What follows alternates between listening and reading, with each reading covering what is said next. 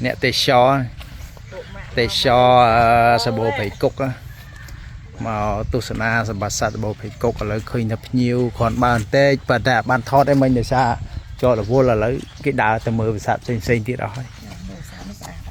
này máu này và lấy bát sạt này sạt đó các bạn ôn sạt này bát sạt là crom bát sạt sầm bù và crom bát sạt sầm bù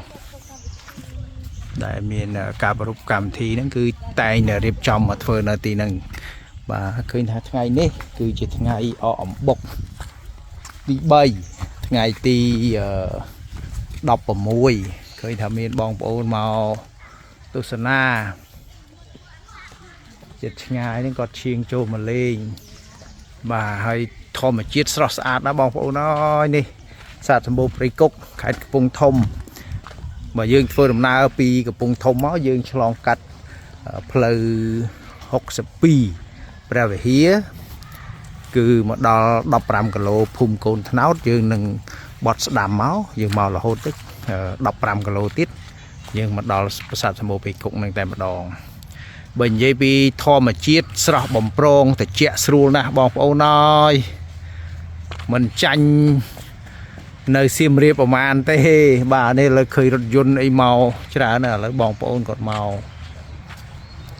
ទស្សនាច្រើនណាស់បងប្អូនច្រើនតែដោយសារមកដល់នេះខ្ញុំថតតែឯងនេះដោយសារគាត់នៅម្ដុំអញ្ចឹងសូមអធិស្ឋានក៏ការអធិប្បាយកំហុសឆ្គងបន្តិចបន្តួចបាទតែគាត់ថាមិននេះទេមិនស្ទះទេបងប្អូនបាទនោះរថយន្តតាមផ្លូវហ្នឹងគឺមកហើយបណ្ដើហើយក៏ឃើញមានបរទេសមកដែរតាបាទ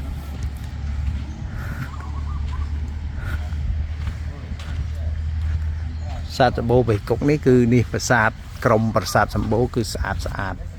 ហើយទេសភាពត្រជាក់ស្រួលយន្តរឹងមកចងអីបានស្អាតណាមើលទស្សនភាពទេសភាពពេលខែកដឹកស្រស់ស្រាយណាបងប្អូនហើយដើមឈើតែឈឹងតែឈៃសម្បូរទៅដើមសាឡាវប៉ុនបែបមុខពីទឹកអីដែរហ្នឹង3ទឹក4ទឹកបាទនេះខ្ញុំស្គាល់ដើមត្រយឹងនេះបងប្អូននេះដើមត្រយឹងខ្មៅក្រឹបនេះបាទហើយនេះបរទេសគាត់ថតបាទនេះចេម៉ាំងឃីដែរនេះពូម៉ាក់អនុដែរអីបាទនេះក្រុមប្រាសាទសម្បូរអូយបើនិយាយពីធម្មជាតិវិញស្រស់ស្អាតណាស់បងប្អូនអើយ